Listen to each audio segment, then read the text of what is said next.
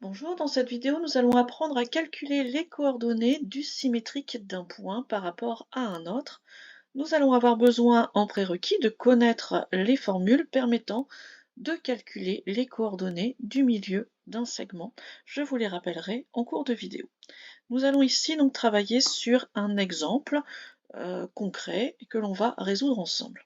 Je prends deux points C et S, deux points du plan.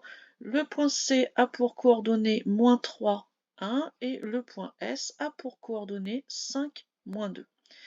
Pour aller calculer les coordonnées du symétrique, donc du point V, symétrique du point C par rapport au point S.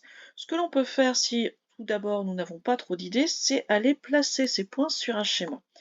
Ça ne vaudra pas preuve, ça ne sera pas une démonstration. Notre but, c'est bien d'aller calculer les coordonnées et non d'aller les lire graphiquement.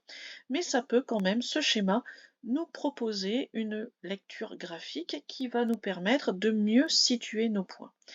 Ici, ce que l'on voit, donc j'ai mis en vert les points C et S que l'on avait au départ, et j'ai mis en rouge le point V qui est bien le symétrique de C par rapport au point S. Donc là, on peut lire sur le graphique que le point V devrait avoir pour coordonnées 13, -5, mais notre but, c'est donc d'aller le prouver par le calcul. Ça pourra nous servir de justification, pardon, pas de justification, mais de vérification lorsque l'on aura terminé nos calculs.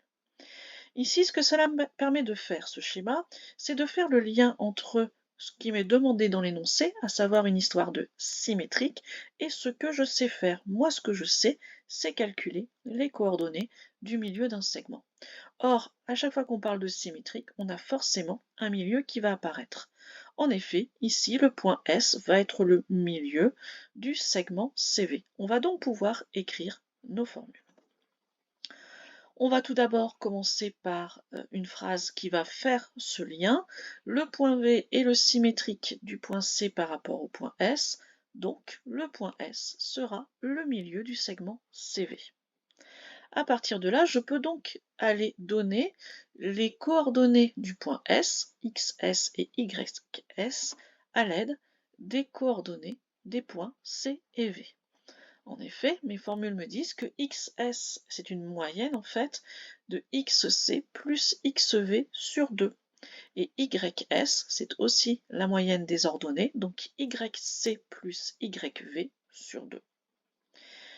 J'ai rappelé les coordonnées des points C et S pour pouvoir aller travailler, et on va donc remplacer. Dans ma formule, XS égale XC plus XV sur 2. Je connais XS. Il vaut 5. Je connais XC, il vaut -3. Je ne connais pas XV, c'est celui que je cherche, et j'ai ma division par 2. Je vais maintenant essayer d'aller trouver XV. Puisque je suis ici en plein cœur d'un calcul, je vais travailler à l'envers, c'est-à-dire je vais travailler par équation. La première chose, c'est d'enlever la division par 2, et pour aller contrer une division par 2, on va donc multiplier par 2 les deux membres de mon égalité. À ce moment-là, à gauche, 5 fois 2 va me donner 10, et à droite, il me restera mon -3 plus XV, la division par 2 ayant bien été contrée. Ensuite, pour isoler cette fois-ci XV, je vais pouvoir contrer le -3 en allant faire une addition, donc en faisant +3. À ce moment-là, à gauche, 10 plus 3, ça vaut 13, et à droite, le -3 et le +3 vont s'annuler, il ne me restera que XV. J'ai donc été capable de calculer l'abscisse du point V. De la même façon, je vais travailler maintenant avec les ordonnées. Je reprends ma formule. YS, c'est YC plus YV sur 2.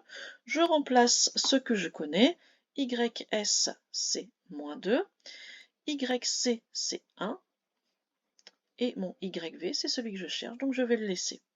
À nouveau, je suis au cœur d'une équation que je vais contrer étape par étape.